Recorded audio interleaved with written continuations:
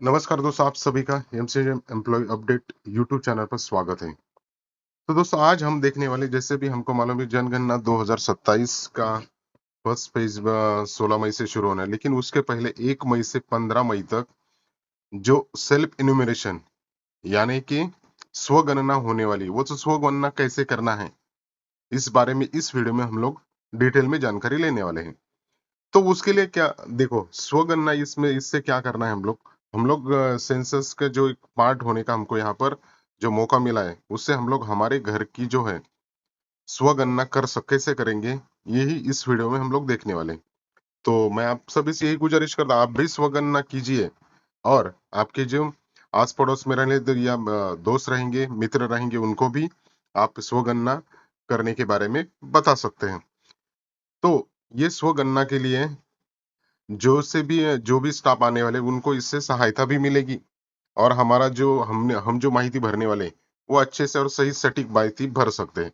तो ये कैसे स्वगणना की माहिती भरना है, वो इस वीडियो में देख लें। चलो शुरू करते हैं। तो गूगल ब्राउजर, क्रोम ब्राउजर, कोई भी एक ब्राउजर ओपन कर लीजिए।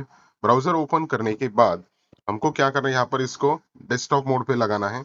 डेस्कटॉप मोड पे लगाने में यहाँ पर सर्च बार में हम सेल्फ इन्यूमरेशन करेंगे तो कुछ इस प्रकार से इंटरफेस हमारे सामने आ जाएगा। तो यहाँ पर हमको क्या करना, सेल्फ इन्यूमरेशन जो पहले जो दिख रहा है, उसके ऊपर जैसे क्लिक करते हैं तो फिर से हमारे सामने इस प्रकार से कुछ इंटरफेस आ जाएगा। सेंसस का जो वेब पोर्टल है, उसके ऊपर सेल्फ इन्यूमरेशन यानी कि स्वगणना। अभी हम लोग ये देख सकते हैं, यहाँ पर ऐसे हैं। तो हमारी आप यहाँ पर स्टेट का नाम पूछा गया है, तो स्टेट का नाम यहाँ पर सिलेक्ट कर लेंगे सबसे पहले हम लोग। उसके बाद यहाँ पर एंटर कैप्चा करना है। तो कैप्चा करने के लिए हम क्या करेंगे, ये जो कैप्चा है, कैप्चा को एंटर करते हैं।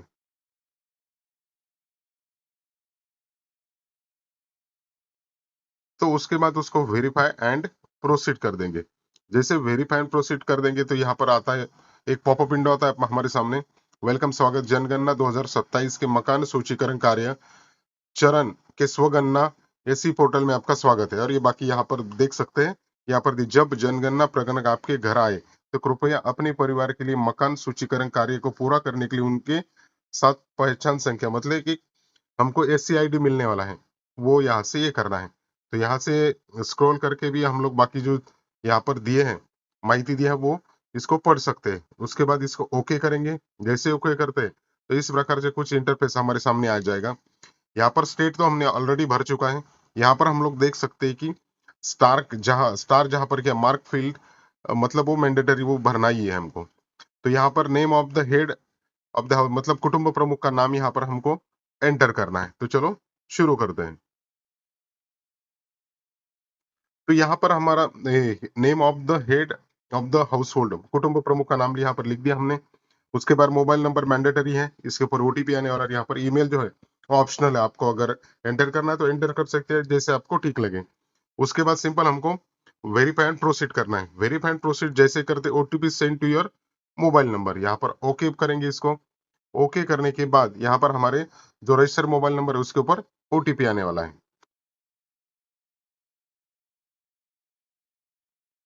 जो ओटीपी है, ओटीपी को वेरीफाई ओटीपी बोलेंगे। उससे पहले हमको यहाँ पर लैंग्वेज चेंज करना, आपको जो लैंग्वेज, यहाँ पर मैं हिंदी सिलेक्ट कर रहा हूँ। वेरीफाई ओटीपी यहाँ पर क्लिक करेंगे। जैसे वेरीफाई ओटीपी पर क्लिक करेंगे तो यहाँ पर हमको देख सकते हैं हम लोग, यहाँ पर हमको राज्य या केंद्र शासित प्रदेश जो भी है वो यहाँ पर पूछा है। उसके बाद जिला आपका जो रहेगा, उसका नाम यहाँ पर एंटर करना है। उसके बाद पिन कोड, जो आपका एरिया का पिन कोड है, वो यहाँ पर हमको एंटर करना है। और जो भी ग्राम, नगर, स्थान या जो भी लैंडमार्क्स वगैरह है, वो यहाँ पर हमको एंटर करना है। तो चलो शुरू करते हैं।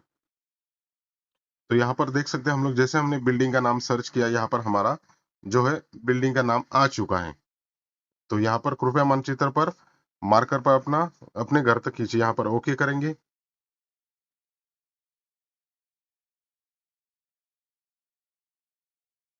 अभी यहाँ पर आप देख सकते हैं कि जो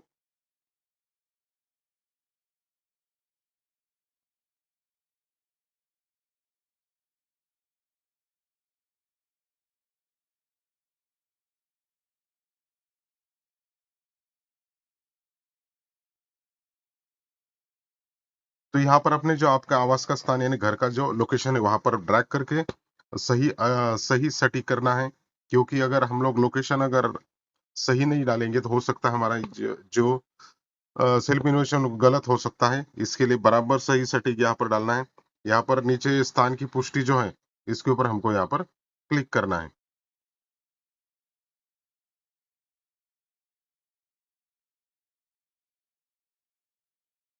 इस तरह से हमारा लोकेशन सही करने के बाद यहाँ पर स्थान की पुष्टि कर इसके ऊपर हमें क्लिक करना है। जैसे इसके ऊपर क्लिक करते हैं तो हमको यहाँ पर पुनः स्थापित, अगर लोकेशन सही नहीं है तो वहां पर फिर से लोकेशन को रीअरेंज कर सकते हैं। ये सहेज और आगे बढ़े इसके ऊपर क्लिक करेंगे। इसके बाद स्थान की पुष्टि पर है, यहाँ पर केंद्र शासित प्रदेश, जिला और अपना जो लॉन्गिट्यूड लैटिट्यूड वो है, कृपया अपने घर का लोकेशन की पुष्टि करें। अगर गलत होगा तो गलत लोकेशन होने की स्थिति में आपका स्वगणना डेटा प्रगणक के पास नहीं जाएगा। तो यहाँ पर हमारा सही है तो यहाँ पर हाँ बोलेंगे हम लोग। इस प्रकार से होने के बाद यहाँ पर देख सकते हैं हम लोग जनगणना मकान का विवरण। यहाँ पर जो माहिती भरना है, जो प्रश्न 34 प्रश्न वो है इसी प्रकार से भरने वाले।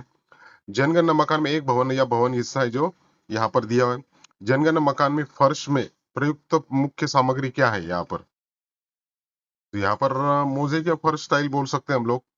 जनगणना मकान की दीवार में प्रयुक्त मुख्य सामग्री क्या है, वो जो आपको जो ऑप्शन सही है उसके ऊपर क्लिक कर सकते हैं आप।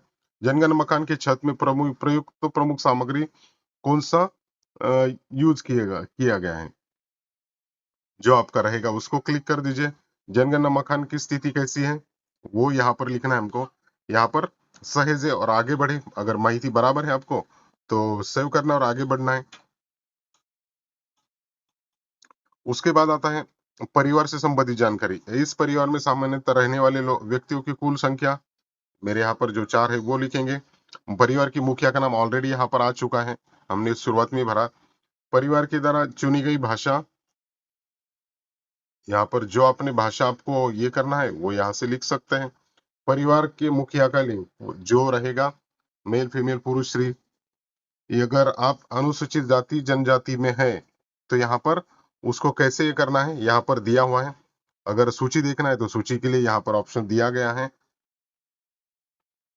अभी यहाँ पर हम देख सकते हैं कि यदि अनुसूचित जाति या अनुसूचित जनजाति या अन्य जो भी है, यदि परिवार का मुखिया राज्य संघ राज्य क्षेत्र के किसी भी अनुसूचित जाति जनजाति के संबंधित है तो उपयुक्त विकल्प चुने। यदि अनुसूचित जनजाति नहीं है तो अन्य पर क्लिक करना है। अगर होगा तो यहाँ पर आप देख सकते हैं जो आपकी कास्ट रहेगी उसमें से करना है। इस मकान के स्वामित्व की स्थिति, यहाँ पर अपना ओन है। रहने योग्य उपलब्ध कमरों की संख्या यहाँ पर 1 कर रहा हूं मैं। इस परिवार में रहने वाले विवाहित दंपतियों की संख्या, जैसे आपके पास विवाहित जो जो भी मैरिड कपल्स है उनको यहाँ पर लिखना है। अगर आपकी माहिती सही है तो यहाँ पर सेव करना सहेज और आगे बढ़े। उसके बाद परिवार के लिए सुविधा की उपलब्धता, पेयजल का मुख्य स्रोत क्या है, अभी यहाँ पर म्युनिसिपल कॉर्पोरेशन है तो यहाँ पर नल का पानी उपचारित स्रोत से आपका जो ऑप्शंस रहेगा वो यहाँ से क्लिक कर सकते हैं हम। उसका पेयजल स्रोत की उपलब्धता परिसर के अंदर ही है। प्रकाश का मुख्य स्रोत अपने यहाँ पर बिजली है। उसके बाद शौचालय की सुलभता, हाँ केवल परिवार उपयोग हेतु आपके यहाँ पर जैसे रहेगा वहां पर देख सकते हैं आप। शौचालय का प्रकार क्या है, पाइप सीवर पद्धति।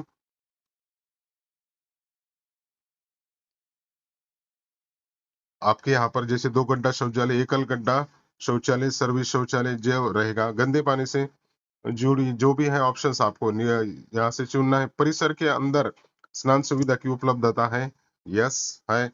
रसोई घर और एलपीजी पीएनजी कनेक्शन की उपलब्धता, एलपी यहाँ पर रसोई घर में खाना पकाते हैं तो वहां पर एलपीजी पीएनजी गैस कनेक्शन है क्या, उपलब्ध है, नहीं है तो नहीं ऑप्शन। घर के भीतर खाना पकाते परंतु रसोई घर नहीं, यहाँ पर रसोई घर यानी किचन है हमारे यहाँ पर, एलपीजी कनेक्शन है।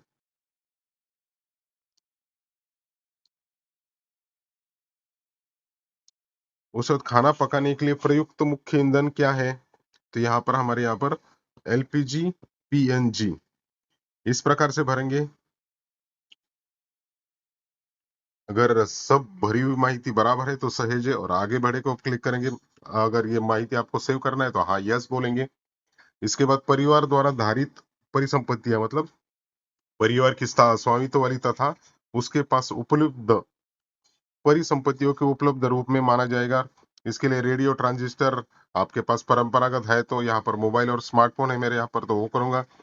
टेलीविजन, टेलीविजन के लिए दूरदर्शन मुक्त डिश, डिश यहाँ पर जो आपके पास ऑप्शन जो रहेगी सुविधा उसको क्लिक करना है। इंटरनेट सुविधा आपके पास होगी तो यहाँ पर यस करना है। आपके पास लैपटॉप कंप्यूटर है या है तो हाँ करना है, नहीं तो नहीं। टेलीफोन, मोबाइल फोन, स्मार्टफोन, हाँ है, स्मार्टफोन है। साइकिल और स्कूटर, साइकिल मोपेड यहाँ पर हमारे पास स्कूटर मोपेड है। कार जीप वैन आपके पास है तो यहाँ पर आपको हाँ डालना है। परिवार द्वारा उपभोग किए जाने वाले मुख्य अनाज, यहाँ पर आप सालाना साल में ज्यादा से ज्यादा कौन से जो भी है अनाज को मुख्य उपयोग करते, चावल, गेहूं, ज्वार, बाजरा, पक्का, कोई अन्य जो आप ये करना है उसके ऊपर क्लिक कर सकते हैं आप। उसके बाद मोबाइल नंबर है तो मोबाइल नंबर अपने आप यहाँ पर आने वाला है। और उसके बाद यहाँ पर हम लोग देख सकते हैं कि फिर से माहिती जो है सहेजे और आगे बढ़े, इसके ऊपर जैसे हम लोग क्लिक करेंगे तो फिर से हाँ के ऊपर क्लिक करना है हमें। इस प्रकार से हम लोग यहाँ पर पूर्वालोकन जो माहिती भरे हमने वो एक बार चेक करना है। अपना स्टेट, डिस्ट्रिक्ट, जनगणना विवरण, यहाँ पर कैसे आपका घर है, क्या है, जो माहिती है वो एक बार फिर से डिटेल में देखना है, चेक करना है। चेक करने के बाद बाद में नीचे सब चेक करने के बाद यहाँ पर ऐसे इस प्रकार से चेक करना है। और हर इसमें हमने सही माहिती भरा है कि नहीं। लास्ट में मोबाइल नंबर का अगर आपको यहाँ पर 3 ऑप्शन देते हैं, सबसे लास्ट में पुष्टि करें और सबमिट करें। यहाँ पर अगर आपकी माहिती सही है तो यहाँ पर सेव करें और सबमिट करें। ड्राफ्ट के रूप में अगर आपको सेव करना है, मतलब इसको आप ड्राफ्ट में सेव करने के बाद में भी भर सकते हैं, या तो आपको इस ऊपर जो माहिती है उसमें कुछ बदलाव करने हैं तो माहिती में बदलाव करने के लिए फिर से आप एडिट कर सकते हैं। तो यहाँ पर मैंने भरी हुई जो माहिती है वो माहिती मेरी बराबर है, तो यहाँ पर पुष्टि करें और सबमिट करें पर क्लिक करूंगा, जैसे एक पॉपअप विंडो आ जाता है। अंतिम रूप से सबमिट कर, अंतिम रूप से सबमिट करने के बाद सबमिट किए डाटा में कोई बदलाव संभव नहीं होगा। क्या आप आगे बढ़ना चाहते हैं? अगर यहाँ पर हमने जो माहिती भरा है वो माहिती सही है तो यहाँ पर हम लोग सबमिट कर सकते हैं, क्योंकि एक बार जो डेटा है सबमिट, अंतिम सबमिट करने के बाद इसमें कुछ भी चेंजेस या बदलाव नहीं कर पाएंगे। यहाँ पर मैंने भरी हुई माहिती बराबर है, यहाँ पर हाँ के ऊपर क्लिक करेंगे तो यहाँ पर देख सकते हैं हम लोग सफलतापूर्वक सबमिट किया गया। आपका स्वगणना फॉर्म सफलतापूर्वक सबमिट हो चुका है।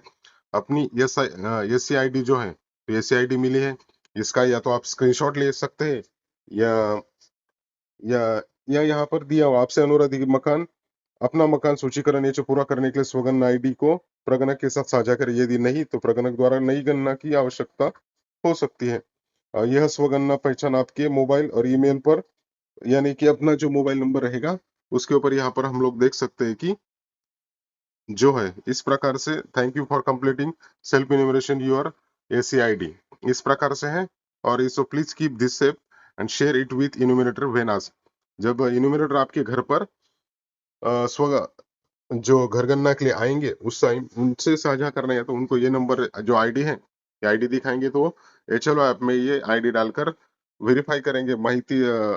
उसके लिए इसका स्क्रीनशॉट भी लेकर रख सकते हैं आप, या तो ये आपको SMS या मेल पर भी ये आया हुआ है।